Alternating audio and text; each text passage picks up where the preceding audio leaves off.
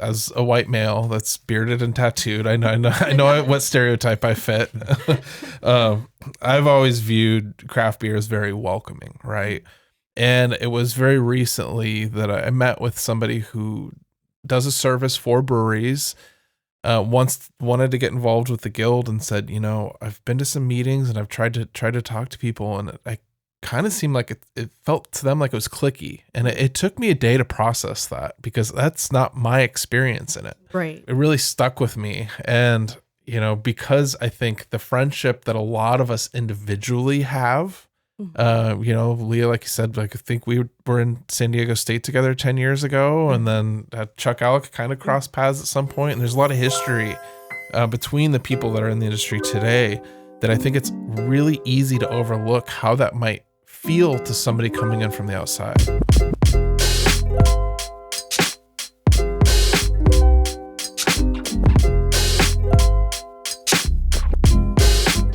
You are listening to the Capital of Craft podcast, brought to you by the San Diego Brewers Guild. I am your host, Eric Fowler. And I'm Jeff Fox from Beer Media Co. And we sit down with two people that I personally respect a lot in this industry who seem to be at every event. I don't know how y'all do it, but today on the podcast as representatives and co-leads for Pink Boots, the San Diego chapter. Hi, thank you for having us. Yes, I really don't know how we managed to be at every event, but somehow Romi and I are there.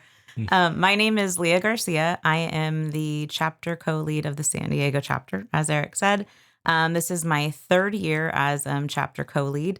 I've been in the San Diego beer industry for approximately 10 years, starting out taking the San Diego State beer program and working at a couple different breweries, East County at Urban Brewing and Chuck Alec Beer Garden, that was in North Park.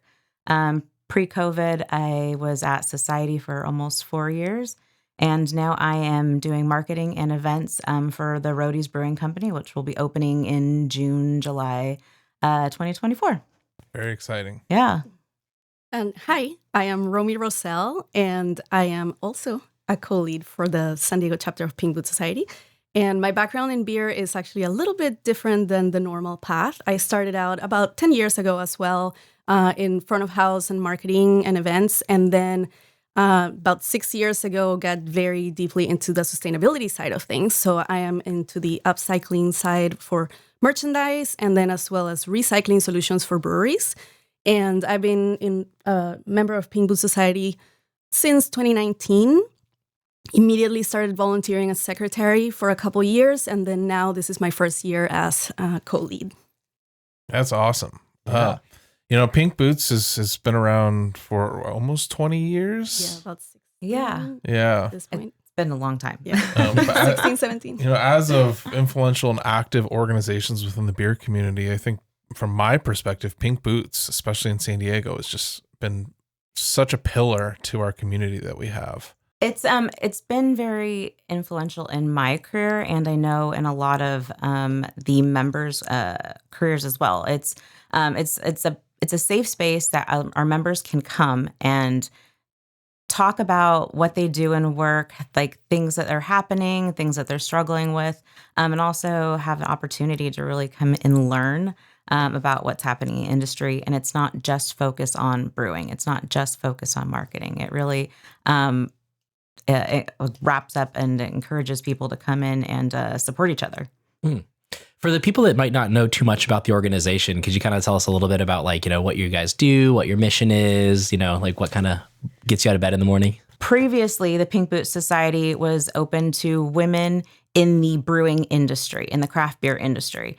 And 2020, we transitioned to women and non-binary individuals within the fermented alcohol industry.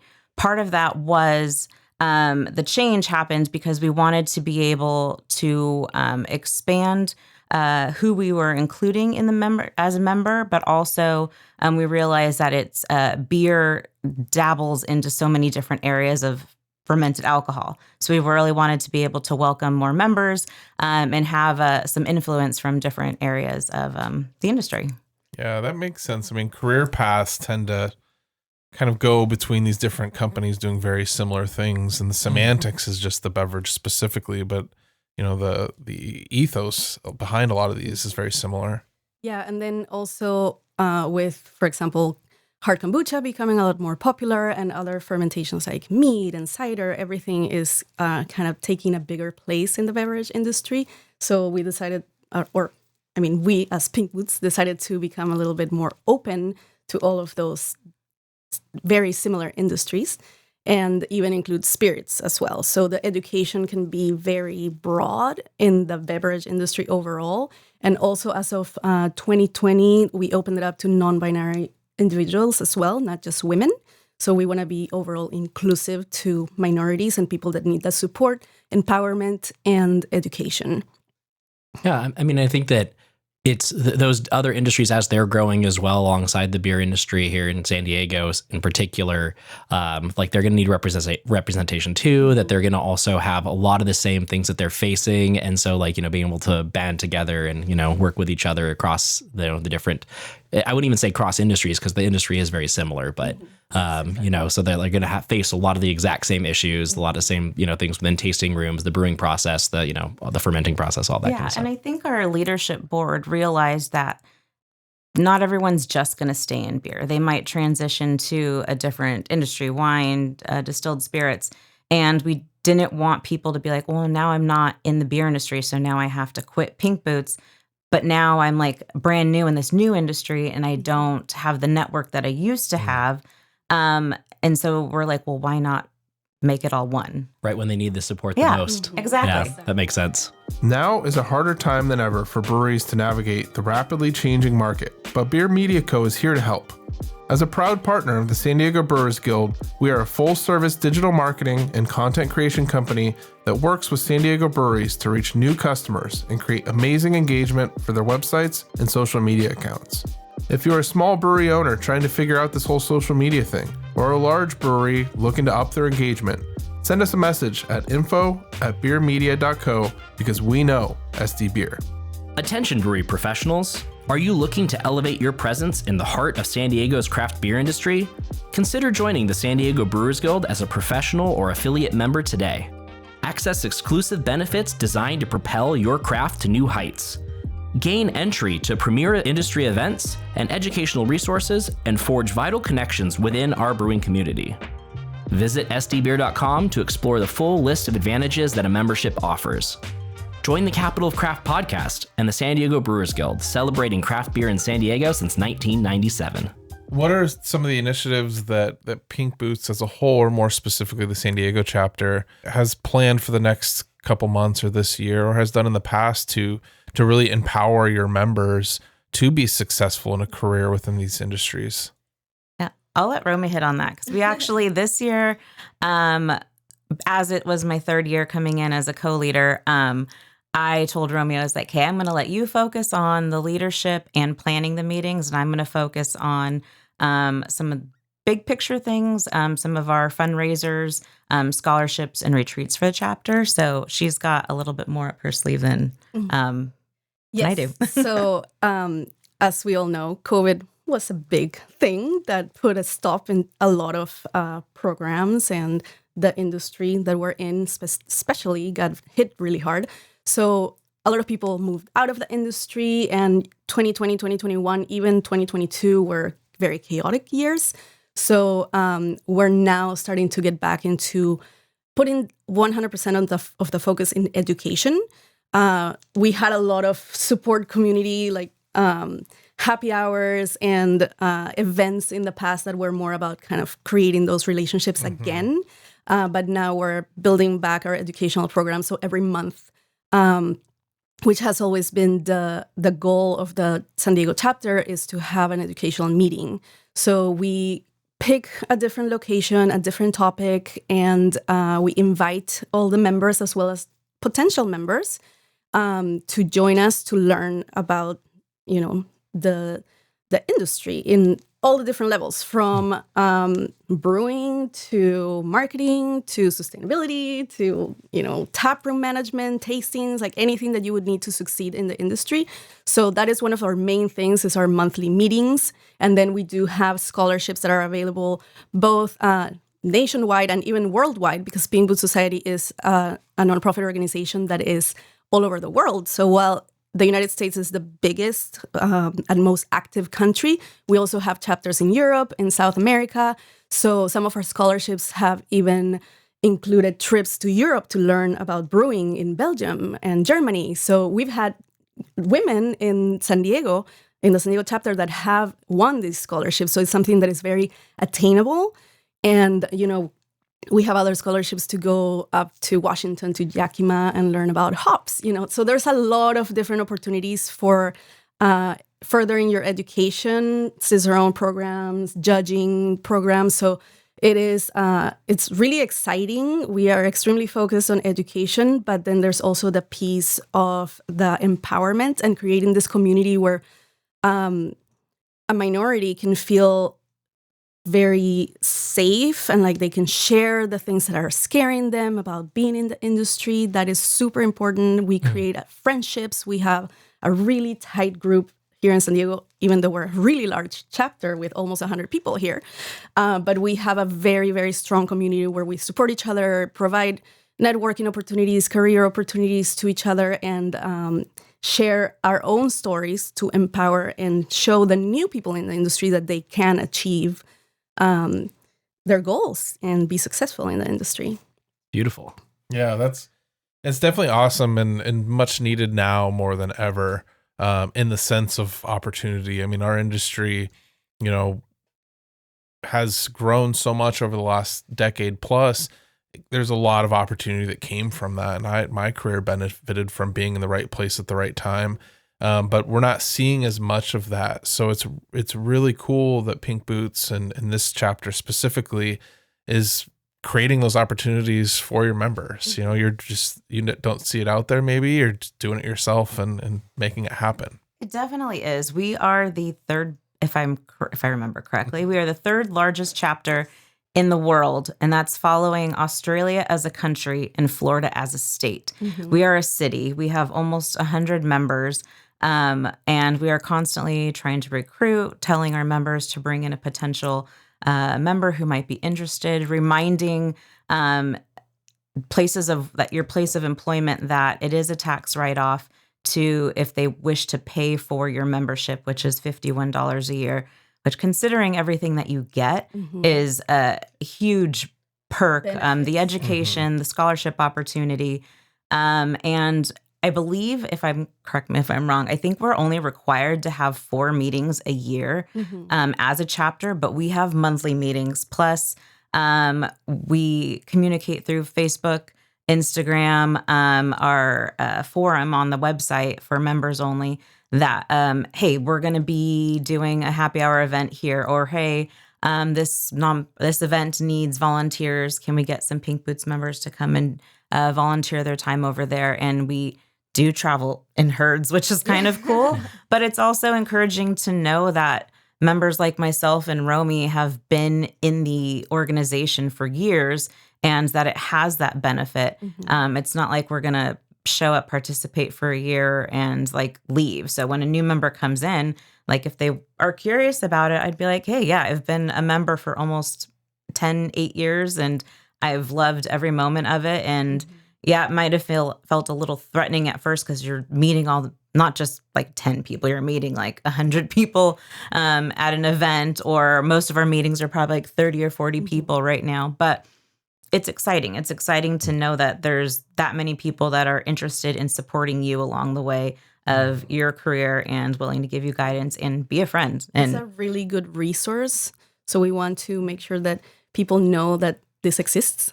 And, it's very easy to join, and we're extremely welcoming, and use the resources that the nonprofit offers. There's a reason why we do so many fundraising events, and we have this network that is international, and we should be able to take advantage of everything that has been built by the founders and the people that have been running this for years. You know?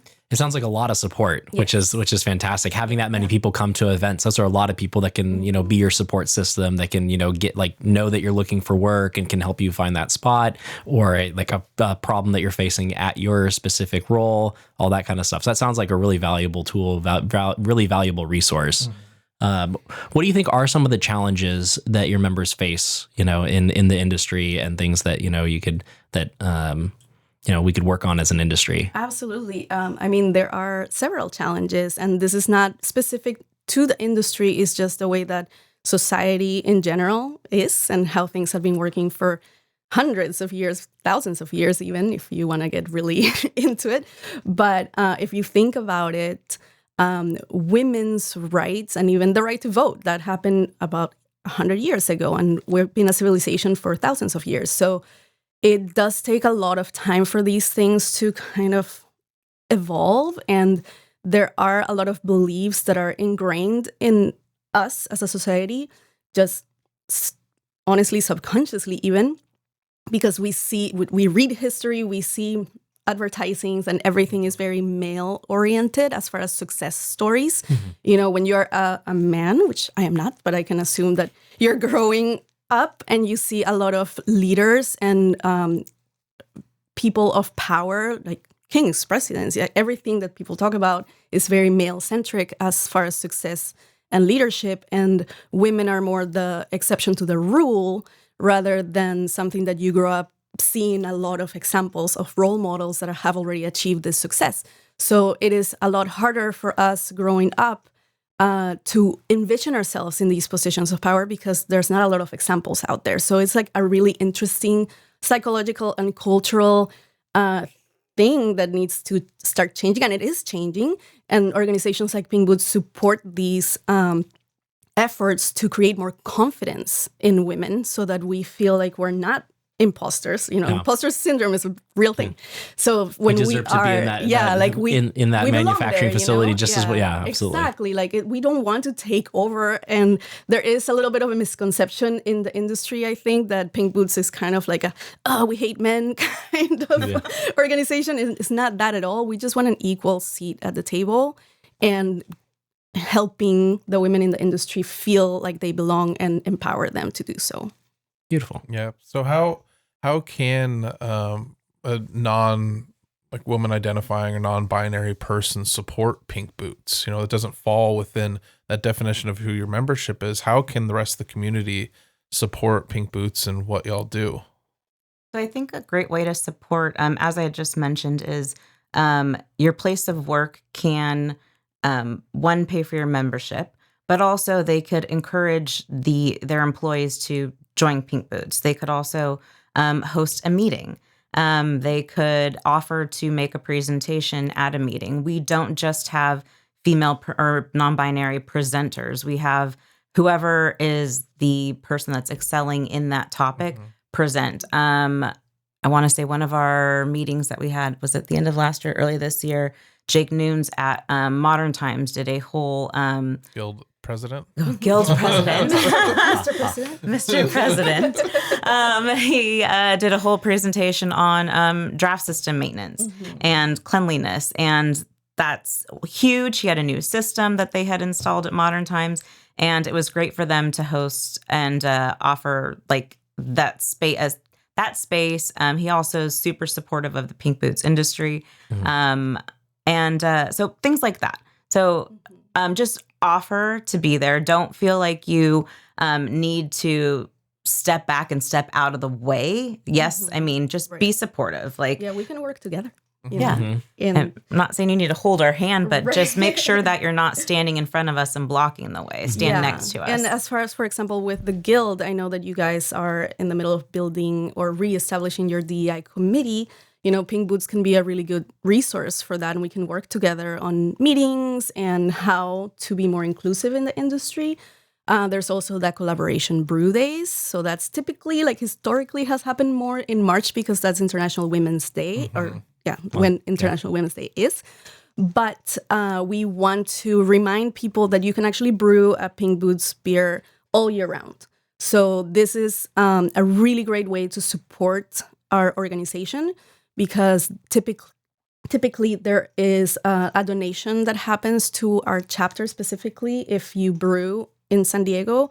And then there's also different ways that you can support the organization as a whole. Like Yakima Chief, they have a special hop blend that they put together every year for the Pink Boots brews. And Country Malt recently released a special malt that is the Pink Boots malt. And, if you purchase those ingredients, then a portion of the proceeds goes to Pink Boots.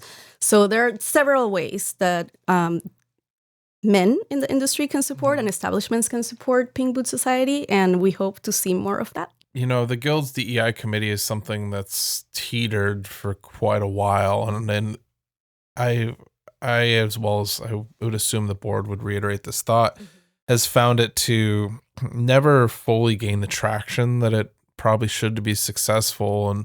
And what we're really talking about more internally right now is instead of investing in that, partner with groups that represent, underrepresented people within the industry, because y'all are already doing it, right? There's nothing that we could do as a guild that, say the Black Brewers Association or Pink Boots or any of these industry groups can't do better than us. So what we hope to do coming by the end of this year is find ways to help facilitate support outwards and let y'all run with it, as opposed to us trying to do something that we're not really designed to adequately do. So maybe that's a discussion that we can continue. Absolutely. Yeah, I think with the board that you have right now, in particular with Estella being on the board, she's active in Pink Boots. She's active on the San Diego Brewers Guild as vice president. Oh my gosh, sorry, Estella. No. But she's huge. She's active, and she is a female of color and speaks Spanish, and is somehow she manages to be all over the county all day long, and she's everywhere doing everything. And she's a rock star for sure. She's amazing. Really is. She would be great to maybe help spearhead or to help host a meeting and to bring those organizations together. So maybe it's something like you were saying, by the end of the year, it could be a Brewers Guild meeting, but inviting those individual organizations to come together. And as you mentioned, these types of things take a long time, and doing things, I'm a proponent of doing things right once, and it's hard for people to see, why are you talking about next year? Why are you talking about 6 months from now? Well, it might take that long to really do it right. And that's okay. Our guild's been an organization for decades. We're not going anywhere. So why don't we look strategic where we want to be as an industry, as a organization over the next 2, 5, 10 years, and really start looking ahead. When it comes to inclusivity, not specifically towards any type of person, but I've always viewed as a white male that's bearded and tattooed. I know what stereotype I fit. I've always viewed craft beer as very welcoming, right?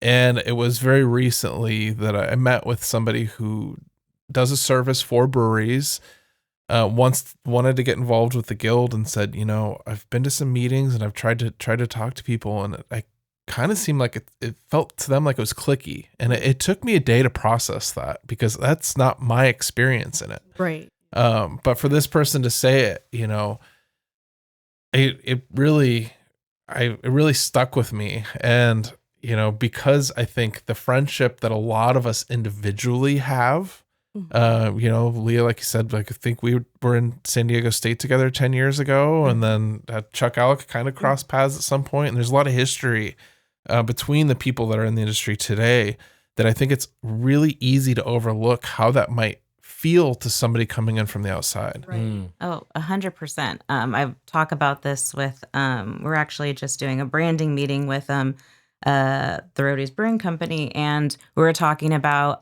creating personas in our ideal clients. And I had to explain, I was like, look, like my beer career is south of the 52. Part of it was in East County, part of it was in North Park.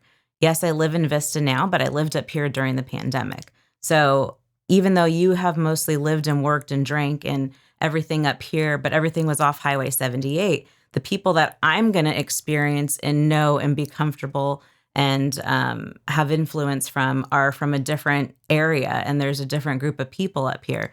So how can we, opening up a brand new brewery, encourage people to come up from a different area and feel welcome? And how can we keep people in this area to want to come to a new brewery and feel welcome? And that's the same with like the Brewers Guild and Pink Boots. Like Romy and I have talked about this plenty of times, is that we have also been told like, oh, Pink Boots is cliquey. And it's like, well, like, we're like, no, it really isn't. But then it's like, oh, well, you tend to see your friends once a month, once a week, and that's who you tend to talk to. Yeah. But then we as leaders have been like, we're not going to talk to each other. We're going to literally find whoever's sitting by themselves or go talk to the new member that's walked in after, of course, we get everything set up, or make sure that the rest of our leadership team is not talking to the normal crowd, that they're out reaching out. And yes, this is very important. It's something that we actually had a powwow with our leadership team. We have a really strong team right now. Everybody is extremely involved and excited to be a part of it. And that's one of the things that we said. We need to talk to the new members because we have to always be inclusive, welcoming. We never want to put a wall up and feel like someone will walk in and then want to walk out because they didn't feel like they belong there. Because that's our entire purpose as a nonprofit organization, is to be inclusive. So that's something to keep in mind, that maybe, that the same idea can be applied to the guild, is especially the people in leadership on the board, to kind of at the meetings see who's new and then approach them, ask them where they're from, maybe introduce them to some people, kind of work as the networking glue for the new people in the industry, Support for this episode comes from BSG, proud partner of the San Diego Brewers Guild and wholly owned subsidiary of the RAR Corporation. With the select ingredients, industry experience, and dedicated customer service you need to create outstanding beers, BSG is ready to assist you in everything from recipe formulation to troubleshooting. Located within easy reach of most breweries, BSG serves San Diego area brewers from Oceanside, California. Become a customer today at bsgcraftbrewing.com. That makes sense. In the spirit of, looking forward and what the next 5-10 years, what does the next 5-10 years for Pink Boots look like? What direction or what do you hope to achieve, and what direction are you guys moving? Oh gosh. For our chapter specifically, we do want to host, when I say host, we do want to do fundraising, more events. Like we have our Pink Boots Beer Festival that we're doing for the first time this year in 2024. That's in June 8th, Saturday, June 8th. And we're also bringing back the Pink Boots arm wrestling, which we did twice now during San Diego Beer Week. Really, so we're bringing that back. And those fundraisers will help us raise money towards our personal scholarships. They do national scholarships open to anyone in the organization, but we can also make local scholarships specific to San Diego. So we really want to focus on some local scholarships, as well as taking our chapter on a couple of retreats, whether that's a day retreat or a weekend away. Right now we're fundraising for to go on the retreat to Yakima Brew School. We have 100 members, so I don't believe that everyone will want to go or will be able to go. But imagine how much it would cost to take, let's say, half of those people to Yakima. But also, we really want to. We'll be terming out after this year and bringing in a new leader to take over for me to work with Romi. And I know that I want to make sure that she's set up for success, and that the people coming in are prepared mentally, but also like know that it is not just like yes, it's fun, but also know that there's a lot of work that goes into it. It's networking, it's homework, it's a volunteer position. And I know that Romi has a lot that she wants to talk about that we're working towards in making sure that the San Diego chapter stays with high numbers of membership, and also is still really involved in our community. Mm-hmm. Yeah, so I think just continuing to really, really focus on the educational side of things, because if our network of Pink Booters feel confident in their knowledge, then they are going to be able to feel also more confident into applying for jobs and being more involved in the industry. So bringing back just all the different kinds of training that we can offer, and even looking outside of the industry in terms of leadership training and networking training, which we're actually doing a networking meeting next month, in May. So yeah, just continuing to dive into different topics and offering a very well-rounded educational programs. So that's definitely where the focus is going to be. And we also want people like you to help us spread the word. So having been invited to be a part of this podcast is huge, because it's going to help us with our reach, and people that may not know about Pink Boots or may have not heard or understood really what we're about. It's a ton of word of mouth and the support of the community. Yeah, and I think another piece, and I'm going to speak more from my perspective personally, what I would love to see the chapter grow into, to be, even though we are going to keep our members only meetings, because that's what we're about and that's what the nonprofit is for, do a little bit more of mixed events with men as well, and people of all sexes. Everybody's welcome. And that way we can kind of remove that stigma of the separation. I think our society right now is extremely divided in so many different ways, but there is a lot of the male versus female thing going on right now, where like people believe that because females want to advance, that means that they're going to take away from males, or like there's a hate going on there. I see a lot, I read a lot and see a lot of things on social media, which I should not, because it's like crazy. But it opens my eyes seriously to how people think and how much more work there needs to be as a society to be more inclusive and less competitive. So that's a big focus for me and what I would like to see in the next couple of years. That's great. Well said. So anyone interested in learning more and joining, what are their next steps? How do you suggest they reach out and get involved? So we do have social media. It's Pink Boots San Diego is our Instagram. We also have a Facebook page and once you do become a member, a private Facebook page that we use for a little bit of communication. You could go to pinkbootsociety.org. Sign up under membership, become a member. If you are, we have a couple categories. An aspiring member has a lower membership, but that's like if you're in beer school or wine school, you're still in the educational aspect, not quite working in the industry. Or if you're a professional member, meaning you're working in the industry already, sign up, register under the San Diego chapter. Again, it's a worldwide organization. So if you do hear this podcast, you're not in San Diego, but you would like to become a member, California has chapters all over the coast, as well as all over the United States. And sign up, become a local member. You can always see what's going on within the forum on the website, and whether that is events happening. There's an event calendar, but also very similar to how the Brewers Association has a forum with questions about upcoming events and how to do X, Y, and Z. The Pink Boots forum is identical to that.